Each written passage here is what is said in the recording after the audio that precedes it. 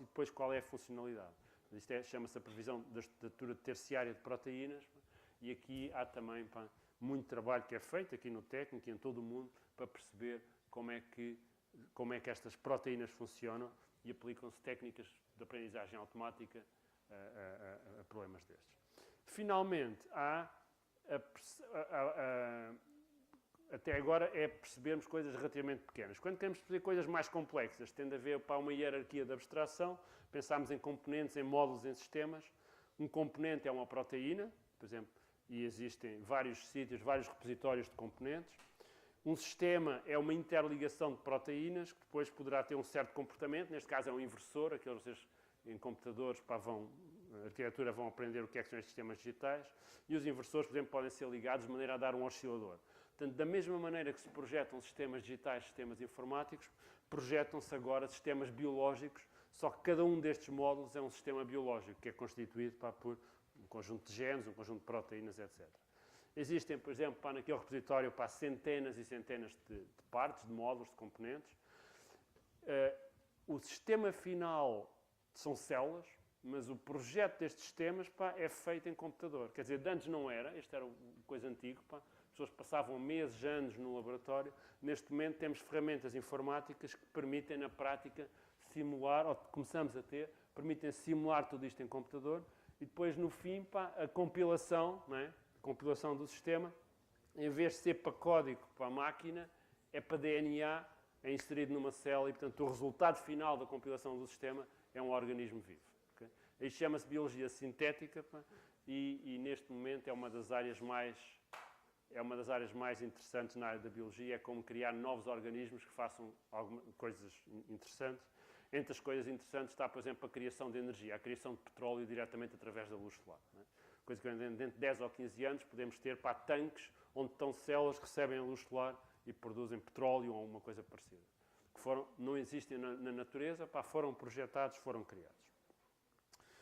Bom, e agora queria falar-vos só um bocadinho de umas células muito especiais que são talvez... Portanto, se vocês só pudessem, de todos os vossos órgãos só pudessem preservar um, qual é que vocês escolhiam? Digamos, de todos os vossos órgãos, você só pode escolher um e ficar com um. Qual é que escolhiam?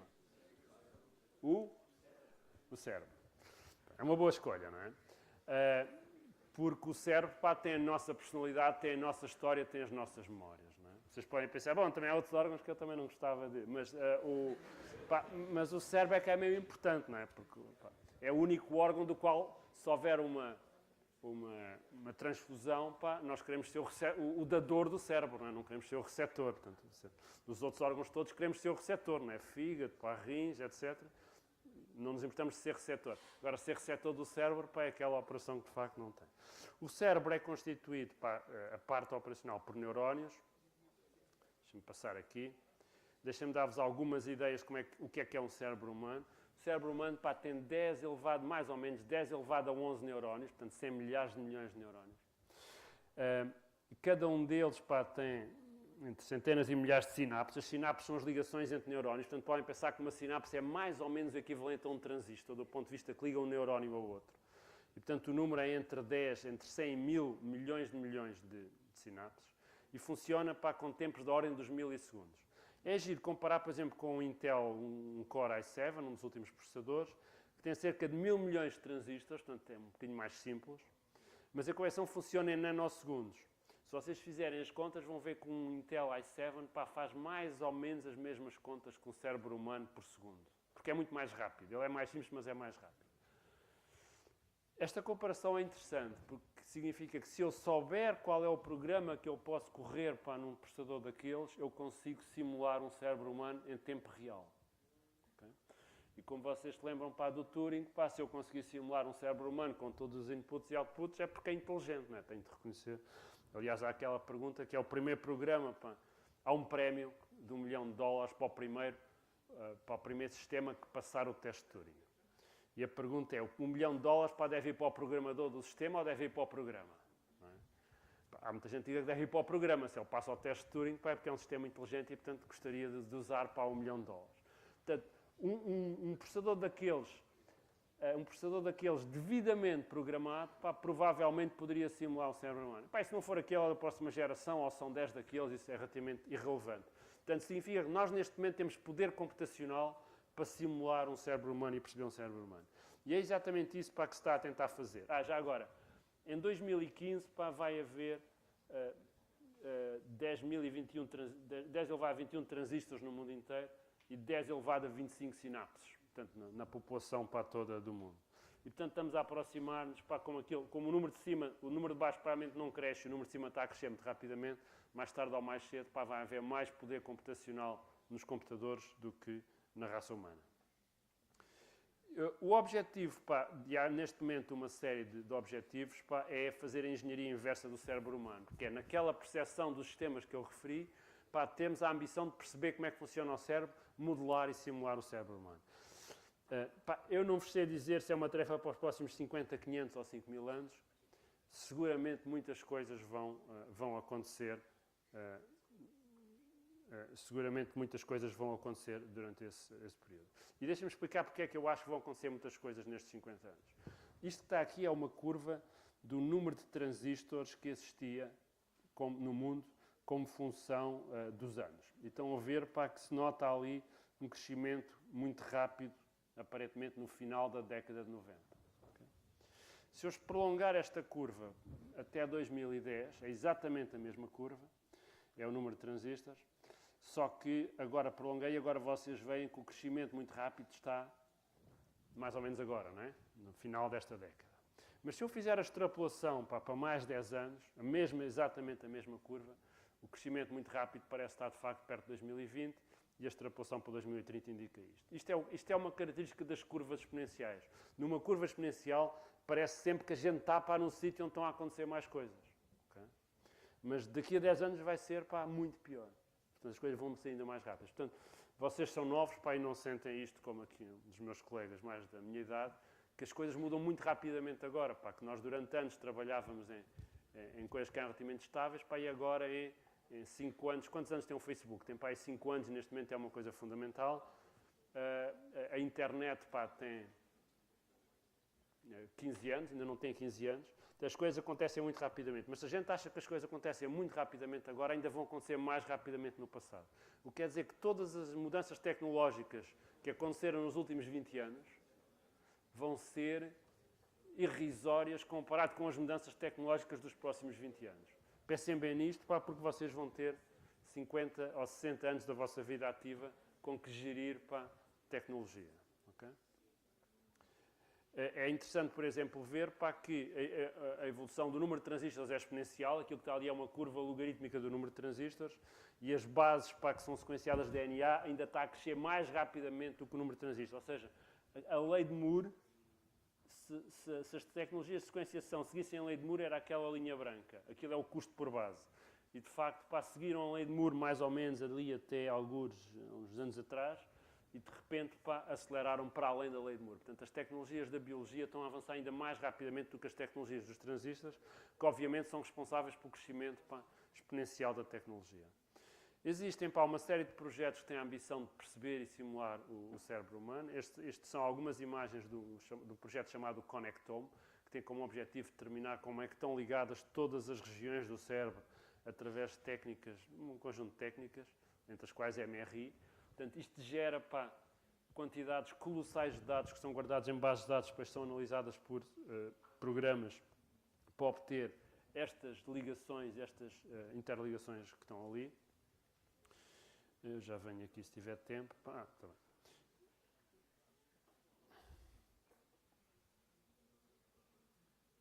E este... 100 billion neurons connected by 100,000 billion synapses.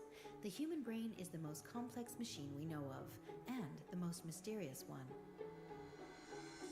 We face huge issues in neuroscience to understand how the pieces of the brain fit and work together. We face huge issues in medicine to understand how to objectively diagnose and treat brain diseases. This is a big, big challenge. It'll have an enormous impact on the...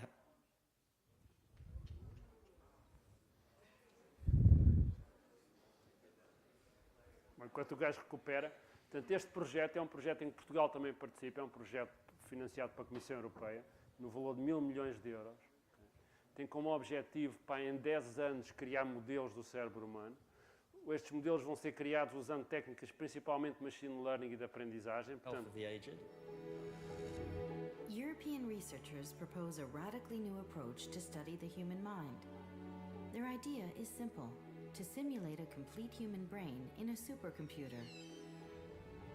We have a giant intellectual problem to solve here. As a scientist, I mean, it's really the central project for brain science. And that could revolutionize computing the way we do it today.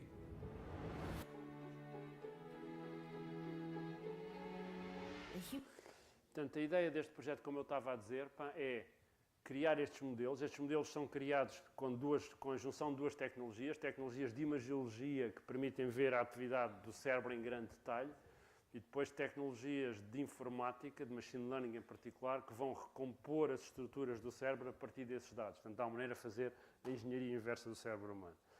Daqui a 10 anos vamos ver o que é que resultou deste projeto.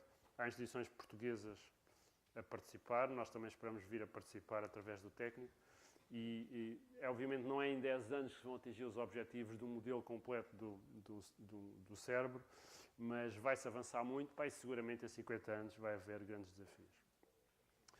E eu termino aqui com a pergunta, há uma coisa que algumas pessoas acreditam que é a singularidade, que é uma altura em que a tecnologia muda tanto que é impossível prever o que está para lá desse ponto. Okay?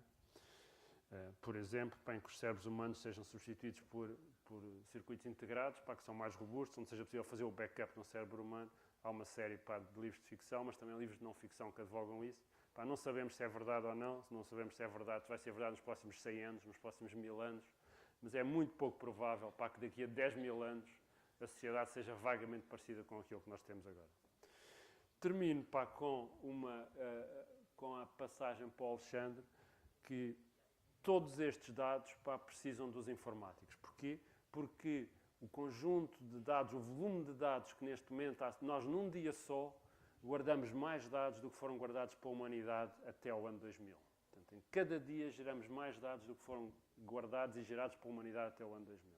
Estes dados vão para bases de dados, vão para sistemas computacionais, têm de ser modelados, têm de ser geridos com técnicas extremamente avançadas. O Alexandre vai falar de alguma delas.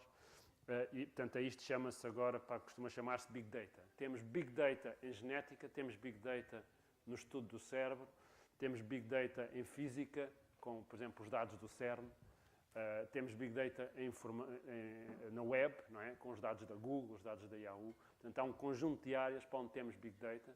As técnicas para modelar, para usar Big Data são completamente diferentes das que se usavam até aqui.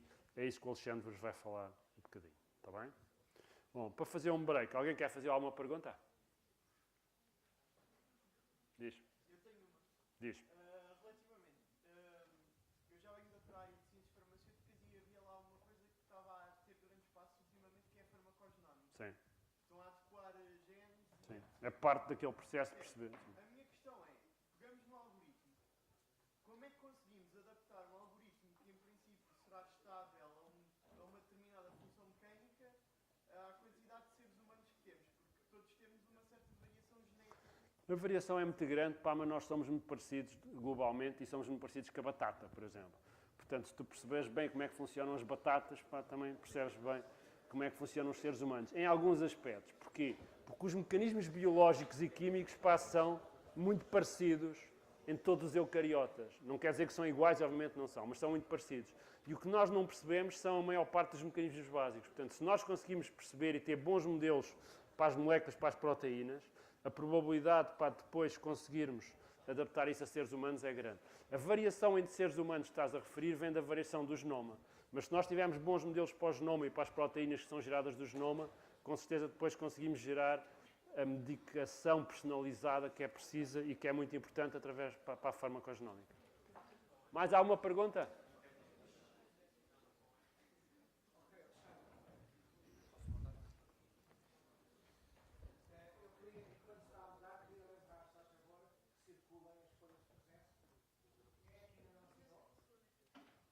Depois me devolvam um Spectrum, pá. E o chip.